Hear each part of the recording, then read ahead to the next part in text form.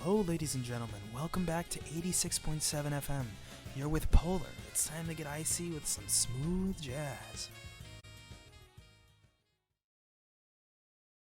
Access the most based of based institutions. Okay, we all love.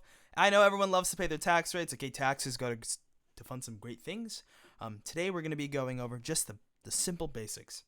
Okay, I think we're probably going to start this out with a YouTube video, more likely than not. It seems like, man, we're going to have to go back through some like basic supply and demand, right? Let me bring up some curves. Right, so, ooh, this is some basics, okay? Here it is, right? Taxation. We're not going to watch a Khan Academy video. That'd be cringe, right? Here it is. Okay, we're going to watch this video. Hey, econ students. Ooh, this is for students, okay? I had to watch this in my econ class. I'm gonna do the gracious duty of sharing it with you guys. Here it is. Okay. This is Mr. Clifford. Welcome to ACDC Econ. Right now we're going to talk about taxes. The government takes efficiency breaks deep in the heart of taxes. Is this too loud? It's a pretty basic video in all honesty. Now you've learned about supply and demand and consumer surplus and producer surplus. It's time to put all those things together and talk about taxes. Sure. A per unit tax or an excise tax is a tax on producers. So right here, let's have the supply and demand for some random product. Let's say milk. Paul, why are we doing milk? No more milk. So we've got the supply and demand for milk, and let's say the equilibrium is right here at $3. Senpai Bryson. Yes, we are, okay? Most people do not get how taxes work. It's the truth. Most people nor understand or actually have any good prescriptive solutions on taxes. Most people are like, tax good, tax bad, okay? But boy, oh boy, do we realize that there are different types of taxes and what they actually do. And so I'm pulling up this econ video that should put it into the most basic of terms. Size tax on milk of $2 per unit. That would cause a supply curve to shift to the left. Okay, sure. That would cause supply to shift to the left. But there's some more details that you actually have to watch out for. As you can see, the price that consumers pay is now $4. But I want you to notice the price didn't go up to $5, right? It was a $2 tax. Okay. So, Chad, I hope you guys know what supply and demand curves are. Okay, I beg you. I don't want to have to explain supply and demand curves. Please, God, no! Don't make me do this.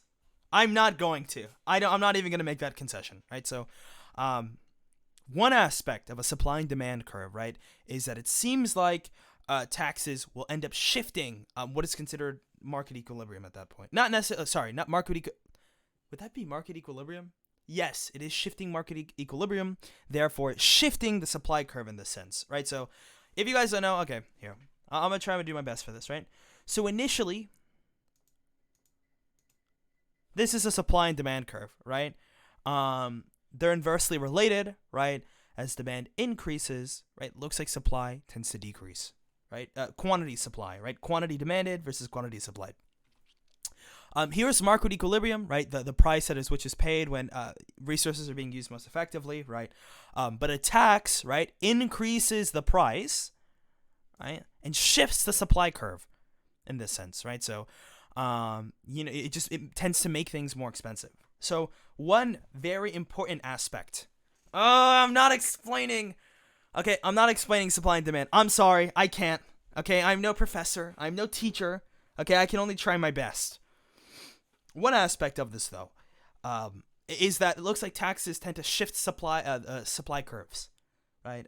It's one of considered the greatest shifter of supply, right? It becomes more expensive to produce a supply, like each quantity, right? Like quantity supply and supply itself is shifted because each individual each individual quantity is shifted to the left in most cases. Oh man, yikes. We have to get down to the theoretical and then go to the practical aspect of this, right? So once we determine that taxes, specifically corporate taxes or forms of taxes on goods, right, shift the supply curve, change market equilibrium to a higher price, right, we can then determine the effects that it actually has on the consumer and the producer, right? In the most basic of cases, a lot of times, depending on the firm, right, sometimes the taxes will come out of depending on the type of tax, like an excise tax, the cost comes more out of the consumer's pocket rather than the actual producer, right? Yada yada yada, right? The whole concept of corporate tax is that you're just passing on that tax to the consumer, because therefore producers have to raise their prices in order to do the same things that they did before. Yada yada yada. Okay, but in that same process, you build up tax revenue. Okay, that's all we're gonna do with this video, right? This is a very nuanced topic in reality, right? So when we specifically talk about corporate taxes, right, there's the whole aspect of, will companies leave? Will companies not? What are the effects on the American people, right? The data that I've seen has showed at least one aspect of corporate taxes is that when we lowered the corporate taxes, we didn't actually see higher rates of investment, right? So, and I know exactly why. The Trump tax cut did not do a good job, and forms of financial regulation have not done a good job at making sure that whenever a company, for example, will get like massive amounts of money back because of lower taxes, they actually end up increasing it in forms of production, or increasing it, like using it to increase wages, but rather like engage in stock buybacks, right? So I don't think there's anything morally wrong with engaging in stock buybacks, but we probably need to change regulation, right, in that sense, because it's not necessarily going back into better production, better wages, the forms of reinvestment that we'd like to see, right? Whether it's opening up a new factory, right, like hiring more people, benefiting the economy. Okay, that's one important aspect of corporate taxes, or lowering corporate taxes, that we'd like to see. I think that there'd be more validity to this claim, right? The whole aspect of corporate taxes actually making a difference on investments, reinvestment more specifically, if we were to able to get rid of provisions that allow for the rates of stock buybacks at the rate at which they're going, right? So that'd be one aspect. Second aspect is, like this goes on the side of the consumer, right? The consumer will end up paying like the burden of the tax, right? But there's a little bit of leeway and there's a little bit of not. I mentioned this earlier, right? But when it comes to forms of taxes, right, there's a fundamental assumption, right? We all know about the concept of money pooling, like insurance and things like that, right? There may be more value in collectively paying for things, and as a result, getting for the majority of people having a bonus, right? It seems to be a surplus, right? So for a lot of people in this country, paying taxes, right, or I think in most cases, I would like to see a tax system in a lot of places around the world. Paying in taxes, right, you tend to get more from the government in that sake, right? So you get more for paying taxes, right? Like you actually receive more than the amount that you put in, and you have more, and you have more than if you didn't have them, right? So we can necessarily apply this same sort of criticism towards corporate taxes, right? So corporate taxes, for example, the revenue that is made off may, for example, allow for increased consumer spending, right? It may be some form of like direct cash subsidy to individuals, or in bettering education, right? That seems to be something that's of utmost value.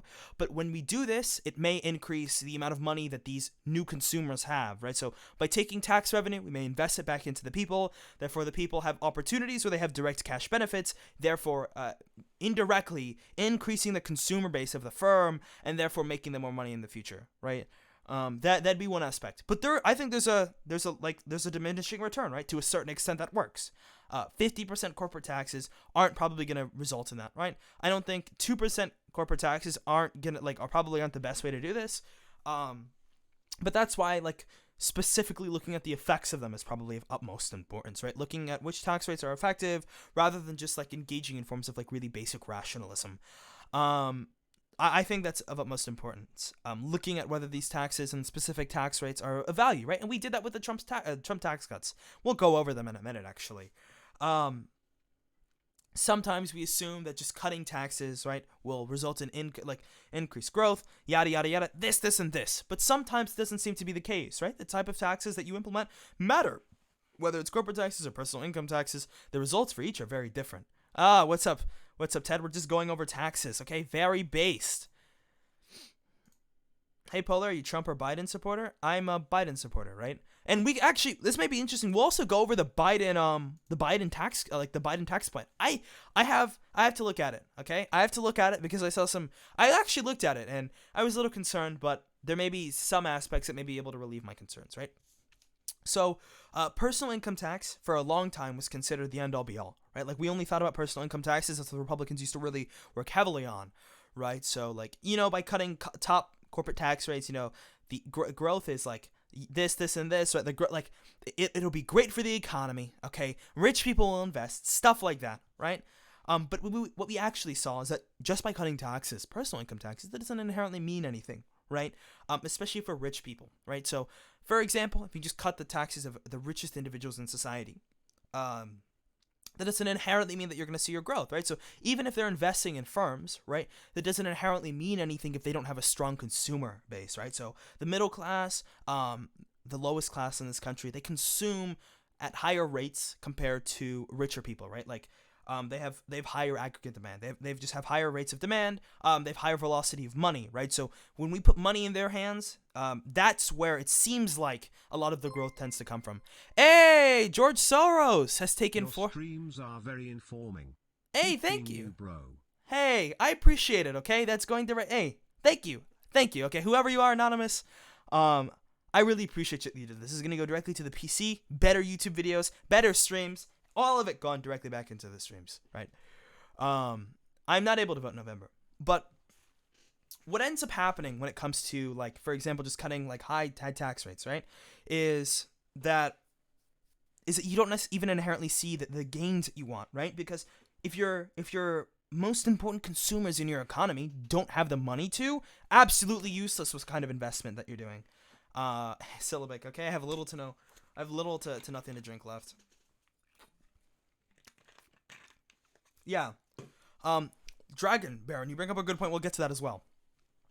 But this aspect does not allow for the growth that we inherently want. And most people will try countering this and being like, well, in the 1980s, right, Reagan cut taxes and we saw this massive amount of growth, right?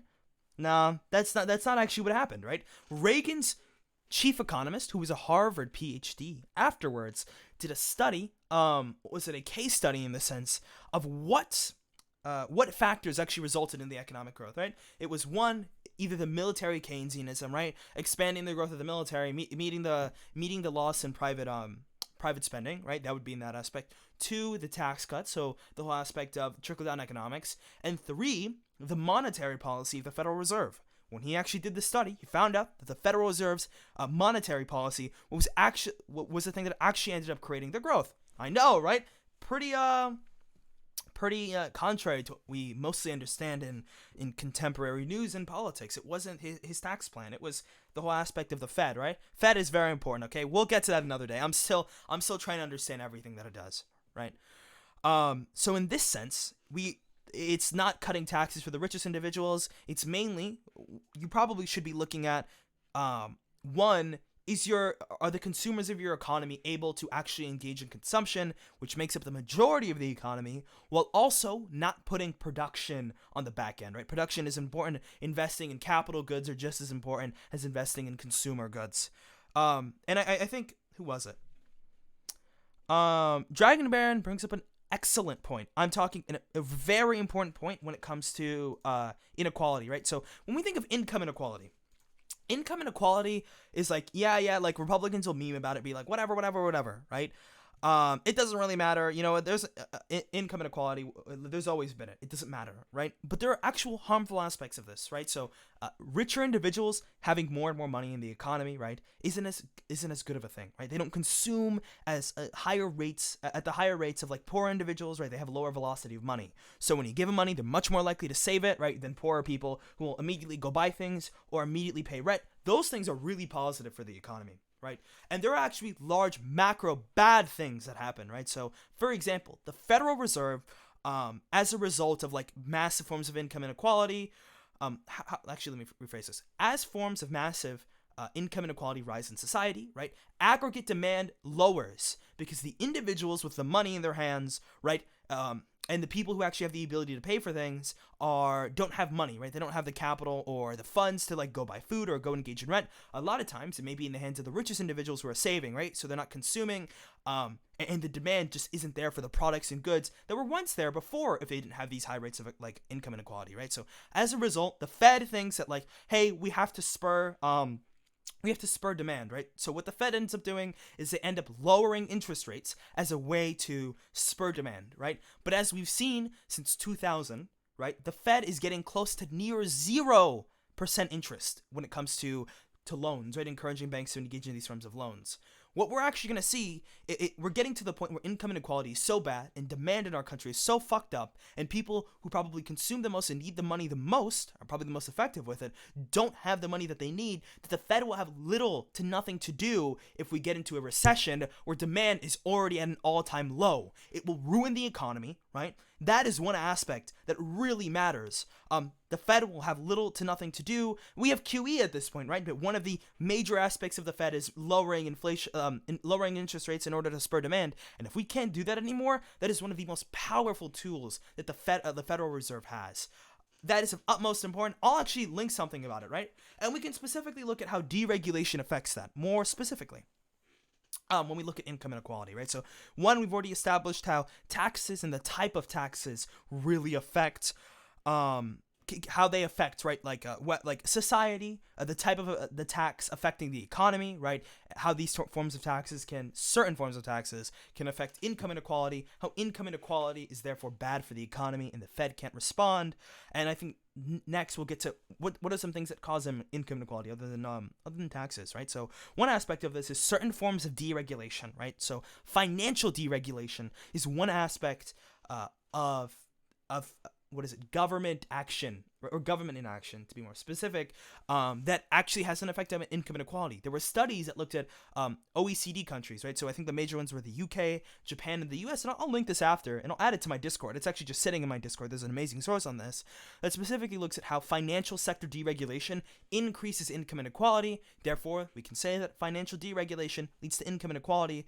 Income inequality can therefore lead to higher, making it more difficult for the Federal Reserve to respond to things, as a result, worse economic states, right? So that's a very simple way of looking at it, very simple deduction, but it is important, right? So this is one aspect of taxes and deregulation that really matters. Now, we can look at this the other way, right? We can look at the conservative way and just saying, like, taxes are way too high, or taxes are harmful, right?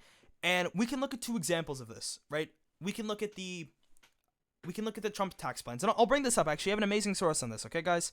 Absolutely bonkers-based source, okay? It should be... Oh, man, do we still have access to this, okay? I'll pull it up right now. It's a very useful source in a sense, right? We can look at the example of... we can look at how the Trump tax plan has specifically looked at... how the Trump tax plan has specifically affected the economy, right? So I can run down the basics, right? So the assumption is that, like, we'd have massive forms of growth, right? Trump was saying that there'd be 3% GDP growth, right? We didn't see that. It was closer to 2.5. That jobs would be this. Tax rates would be lower for everyone. But in reality, we didn't see that. You know what I mean? We didn't see that. And there are a couple of reasons why we can look over and understand why we didn't see these things, right? I'm trying to pull it up right now, guys. Give me 1 second. I did a massive deep dive into, like, the specific, like, the tax policy, the tax cuts, right? It's actually really interesting, and I'll link this in chat. But I did a lot of stuff when it came to the tax cuts, for example, right? And I'm happy to share this with you guys, okay? Because it matters. Most people just don't understand what taxes are, like, genuinely what they are, how they affect an economy, and what are the policy implications of that, right? So I think that's a really big deal. Okay, sure. Let me put it into screen now. Right? Nice. I can't even dox myself if I wanted. So one aspect of the tax cuts, okay? This is the major one, right? Where's the number? Crap. Did they take this off? Okay, sure. On average, in 2027, right, this is one aspect, taxes would change little for lower and middle income groups and decrease for higher income groups. Compared to current law, 5% of taxpayers would pay more in 2018, 9% in 2025, and 53% in 2027, right? So this is one aspect of the Trump's tax cuts that are just like people just don't take into account, right? Like, we always assume that these tax cuts were permanent, but that's not the case. As we can see, 53% of people in 2027 will be paying higher tax rates than they did in 2018, right? The other basic stuff was, like, what is, like, 80% of, like, all benefits went to the to the top 1%. That was a pretty big Bernie talking point, was talking about how disproportionately this was helping out the richest individuals in society, right? But that's just face value, right? We can get into the other aspects. Another one, right? So the Joint Committee on Taxation and the Congressional Budget Office have published several estimates of the Tax Cuts and Jobs Act expected budget impact, right? These estimates all show the Tax Cuts and Job Act substantially reducing revenues and increasing deficits over its first decade. The specific amount varies from $1 to $2 trillion, okay? Massive deficit spending. I know he couldn't make it, Ted. I think we're going to try to reschedule for another day, but he's missing. He's missing, okay? Well, we don't know where he is, okay? It's sad. I know, Ripperino. But we will be having we will be on the post-debate panel with, I'll pull it up real quick. Myself, Wiggles, K-Fellow, Jangles, Tiberius, No Comment Chick, Mindwaves, and Ross, right? Pretty cool. Oh, I have to get back to this. I forget that I was recording YouTube content, right? So this is one aspect that really matters, right? We have this assumption. This also gets into what we consider the Laffer curve, right? The Laffer curve, if you guys don't know, is this basic economic model that shows that. Maybe I can just pull it up on screen. I don't feel like explaining this. I'll ruin my thread if I get this. And we only have a couple minutes before the debate starts, right? I'll pull up a picture, right? So, please. Sure. So here's the Laffer curve. Let me zoom in. It's not a total loss. I had fun. Nice. Hey, it should be pretty good when we finally get to talk about it. I think it'll be really interesting, right? So, sure. So here's the Laffer curve, right? So, if you guys don't know, here's tax revenue on one side and tax rate. So the Laffer curve is a very simplistic model that shows that at a certain tax, like a tax rate, of an undecided number, we really don't know what it is. You're gonna make the most tax revenue, right? And the data for this, like the rational argument for this would be, is like if you go too high, people won't have enough money to invest. They won't spend on things, and that'll reduce revenue and therefore reduce income, right? That's one big deal. Hey, thank you, Flaming Gold Eagle, for the follow. Right, but on the other hand, right, taxes are too low, right? They're just so low that you're not getting the revenue that you used to. But in between these 2 points, there's a point at which there's a point of equilibrium in this sense, where the tax rate that you have is high enough to the point where you can draw in enough of general revenue, but also there's enough income left by individuals to like engage in forms of like investment, things like that, right? It's very simplistic, right? It's very simplistic, but to a certain extent, there's value in it, right? It's a very simplistic economic model. But more importantly, there was this assumption that there's this assumption currently that right now, or there was this major assumption that for the longest time, our tax rates are too high, right? That's what we assumed. We assumed that they were too high and that we should lower them. That's something that Trump assumed, right? But if Trump was correct, we wouldn't see a decrease in revenue, an expected decrease in revenue, if the taxes were too high, right? It seems like they were too low, or we were close to equilibrium. Honestly, there are other issues with the Laffer curve, right? But it's just very simple. It's a very simple economic model in this sense, right? So Trump had this assumption that by lowering taxes, right, like we would see an increase in revenue. But I think, as we've already been able to demonstrate, that's not the case. And I'll link all of this in chat. In the Discord after. So if you guys aren't a part of the Discord, go join the Discord. What are you talking about? Okay, you serious? But this also gets into the second aspect of like the tax cuts, right? Let me put it back. So, U.S. GDP grew by 2.3 in 2019, which was just well below Trump's promise of 3% growth, right? That's just one very simple aspect, right? But here's the next part, okay? Corporate tax receipts are down 23% since fiscal 2017. GDP growth has averaged 2.4 since December 2017, as mentioned earlier, the 3% estimate that the Trump administration recently touted.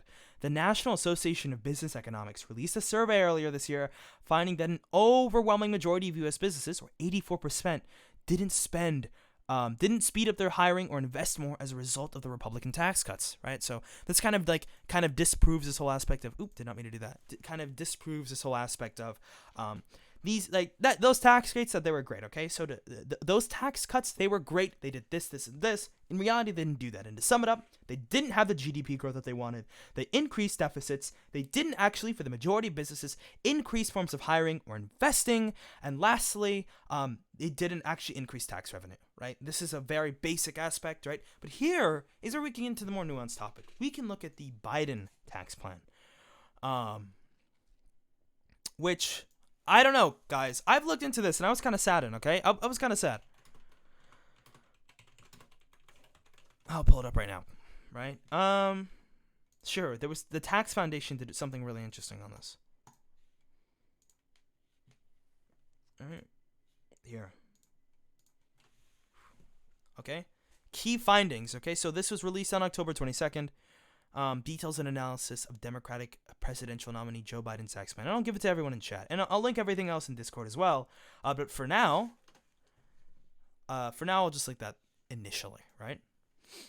Uh-oh, that's not good. Sure, but let's look through this, right? The key findings. Okay, I was actually genuinely surprised, right? The Democratic would enact a number of policies that would raise taxes on individuals with income above $400,000, including raising individual income. Taxes, including raising individual income. I think capital gains and payroll taxes. So Biden would also raise taxes on corporations by raising the corporate income tax and imposing a corporate minimum book tax. Biden's plan would raise tax revenue by $3.3 trillion over the next decade on a conventional basis. When accounting for macroeconomic feedback effects, the plan would collect about $2.8 trillion the next decade. This is lower than we originally estimated due to the revenue effects of the coronavirus pandemic and economic downturn and new tax credit proposals introduced by the Biden campaign. According to the Tax Foundation, the Biden tax plan would reduce GDP by 1.62% over the long term. On a conventional basis, the Biden tax plan by 2030 would lead to about a 7.7% less after-tax income for the top 1% of taxpayers, and about a 1.9% decline in after-tax income for all taxpayers on average. Okay, this was somewhat interesting to me when I saw this. Okay, I want to know the actual aspects of Oh, okay. Hold up. This doesn't even take into effect, right? What's the word? After-tax income inherently doesn't take into effect, right? Like what they're getting with the taxes. That's one important aspect. I read this wrong initially. But I think what's really important is what does GDP growth even attribute to, right? So like when we think of GDP growth, for example, what effect does that really have? And are we okay raising revenue with the decline of it, right? So here they give the examples, right? Conventional revenue, $3.34 $3 trillion, right? Dynamic revenue, yikes. Ooh, capital stock, full-time equivalent jobs, 500,000. Interesting. So, well, we can look through the specific tax plan, right? I think this is some good content. With the debate starting in 7 minutes. Okay, guys, we're going to have that up soon. It's going to be very cool, okay? Very based. But for now, I think we've gotten to this point, okay? So we can get ready for the debate. We can talk about our predictions. Okay, thank you guys. Thank you guys for showing. This is for YouTube content, okay? So you guys don't leave. We'll cover the specifics of Biden tax plans next time and specifically look at whether the GDP decline that is being attributed to the future tax cuts is actually worth it, right? If the tax plan is worth the GDP decline. Thank you, everyone. Have a nice night.